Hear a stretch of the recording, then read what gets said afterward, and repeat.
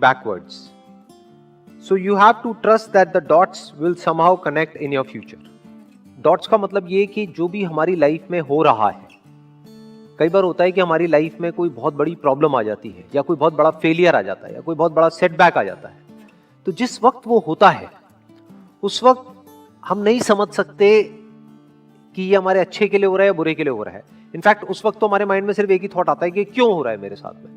लेकिन फ्यूचर में जाकर के जब हम पीछे देखते हैं और अपनी लाइफ के एक एक डॉट्स को कनेक्ट करते हैं, यानी जो भी कुछ हमारे साथ हुआ है चाहे अच्छा या बुरा, तो उस सब का मतलब समझ आने लग जाता है। So you have to trust that the dots will somehow connect in your future. तो अंदर हमारे एक ट्रस्ट होना चाहिए, फेथ होना चाहिए, विश्वास होना चाहिए कि आज जो भी कुछ मेरी लाइफ में हो रहा है वो सब बेमतलब नहीं है, वो बेवजह नहीं है, उसके पीछे कोई ना कोई वजह है। वो वजह आज नहीं समझ आ रही है लेकिन फ्यूचर में कभी ना कभी समझ आ जाएगी। और जब समझ आएगा तो एक एक चीज जो हुई है हमारी लाइफ में उसका मतलब हमको समझ आने लग जाएगा।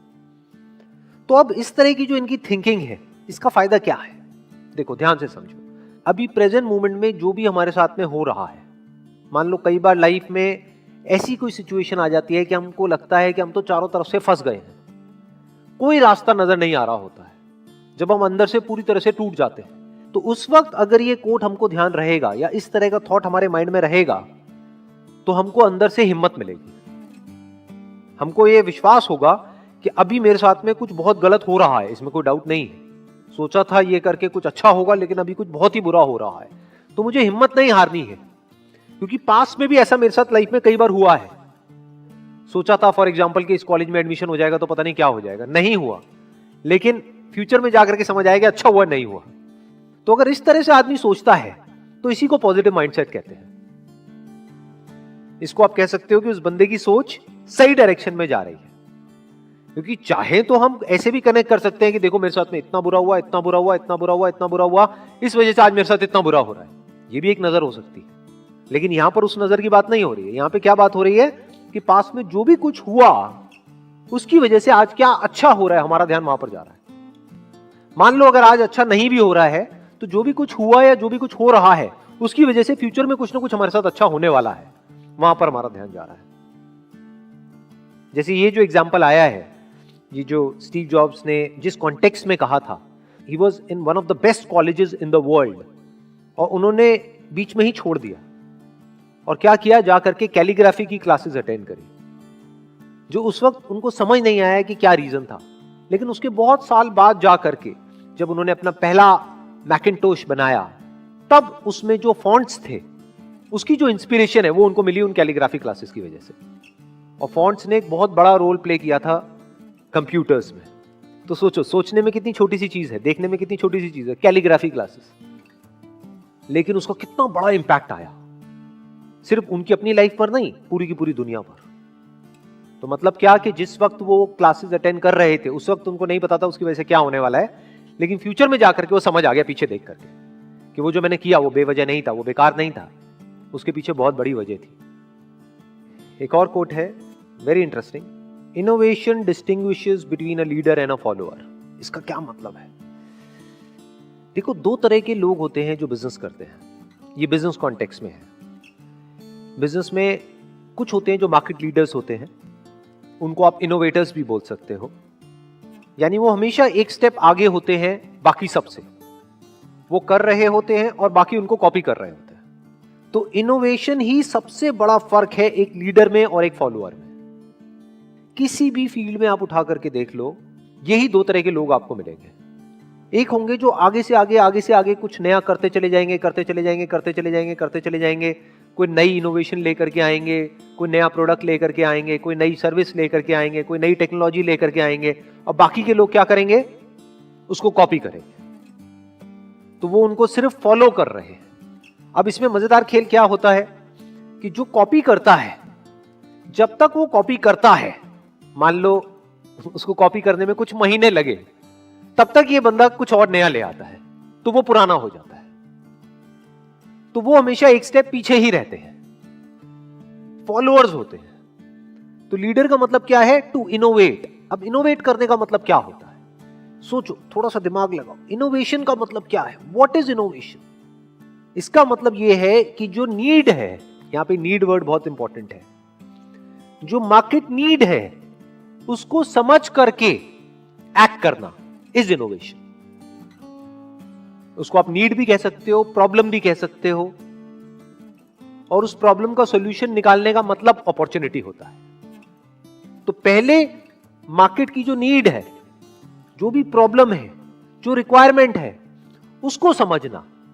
तो जो लीडर्स है उनका ध्यान कहां होता है? अपने कस्टमर पे, कि एग्जैक्टली कस्टमर क्या चाह रहा है, कस्टमर की नीड क्या है, कस्टमर की लाइफ को हम और कंफर्टेबल कैसे कर सकते हैं, कस्टमर जो एक्सपेक्ट कर रहा है उससे भी और आगे हम कैसे जा सकते हैं। अगर कस्टमर सेटिस्फाइड भी है तो ऐसा कैसे हो कि उसको हम डिलाइट कर दें। कस्टमर सेटिस्फाइड है लेकिन लीडर होगा तो वो तब भी नहीं रुकेगा, फॉलोअर्स रुक जाएंगे, वो कहेंगे कस्टमर सेटिस्फाइड तो है, अब क्या करने की जरूरत है। वो कहेगा सेटिस्फाइड तो है लेकिन क्या हम उसको डिलाइट कर सकते हैं। तो जो लीडर्स होते हैं वो कॉन्स्टेंटली इनोवेट करते ही रहते हैं, ये एक लीडर की क्वालिटी होती है।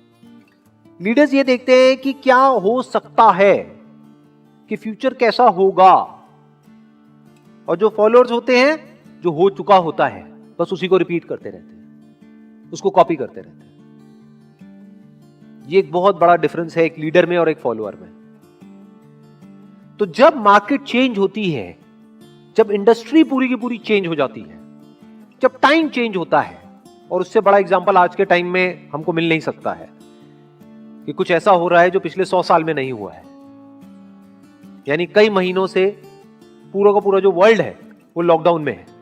तो क्या हुआ है, बहुत सारी इंडस्ट्रीज पूरी तरह से खत्म हो गई, या ये कह लो जो तरीका था काम करने का पिछले कई सालों से वो पूरी तरह से बदल गया है। तो ऐसी कंडीशन में दो तरह के लोग निकल करके आएंगे, एक जो लीडर्स होंगे, दूसरे जो फॉलोअर्स होंगे। फॉलोअर्स रो रहे होंगे, क्यों? क्योंकि कभी उन्होंने इनोवेशन को समझा ही नहीं, इनोवेट कुछ किया ही नहीं, सिर्फ फॉलो किया। यही एक बहुत बड़ा डिफरेंस होता है एक लीडर में और एक फॉलोअर में। जो लीडर्स होते हैं वो टाइम के साथ साथ बदलते नहीं है, वो टाइम को बदलते हैं। एक और कोट है, being the richest man in the cemetery doesn't matter to me. Cemetery मतलब graveyard. Going to bed at night saying we have done something wonderful, that's what matters to मी।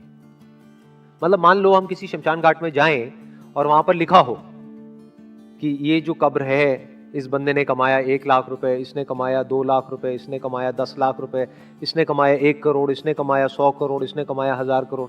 कोई फर्क पड़ता है क्या? सब मिट्टी हो गए हैं और सारे जमीन के नीचे हैं, सब एक ही जगह पर है। तो उससे फर्क क्या पड़ता है कि आपने कितना कमाया? ये बहुत बड़ी स्टेटमेंट है। ये जो बात कही जा रही है ना, ये कोई ऐसा बंदा बोल सकता है जिसने बहुत बारीकी से लाइफ को ऑब्जर्व किया हो। नहीं तो ज्यादातर लोग ये ऊपर ऊपर लेवल से तो बोल सकते हैं बट डीपली नहीं बोल सकते, डीपली उसको फील नहीं कर सकते। क्यों? क्योंकि दुनिया में पैसा ही मैटर करता है। लोग सोते हैं, जागते हैं, उठते हैं, बैठते हैं, यहां तक कि दोस्त भी बनाते हैं पैसा देख करके। किसी से बात भी करते हैं तो ये देखते हैं कि इसमें मेरा क्या फायदा है, फायदा नहीं है तो छोड़ देते हैं उसको। ये इस दुनिया की हालत है। लेकिन ये जो बात कही जा रही है, दिस इज ट्रू विजडम। मतलब क्या कि एंड में कुछ भी मैटर नहीं करने वाला है। शमशान घाट में कोई मैटर नहीं करता है कि आप सबसे अमीर हो या सबसे गरीब हो। इसका मतलब ये नहीं है कि पैसा मैटर ही नहीं करता है। कुछ लोग एकदम से जंप करके इसका ये भी मतलब निकाल लेंगे कि पैसा मैटर नहीं करता है।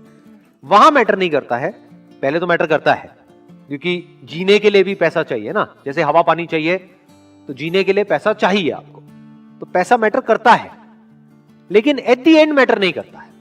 एट द एंड का एक और वर्ड भी हम यहां पे यूज कर सकते हैं, अल्टीमेटली, फाइनली। पैसा मैटर नहीं करता है।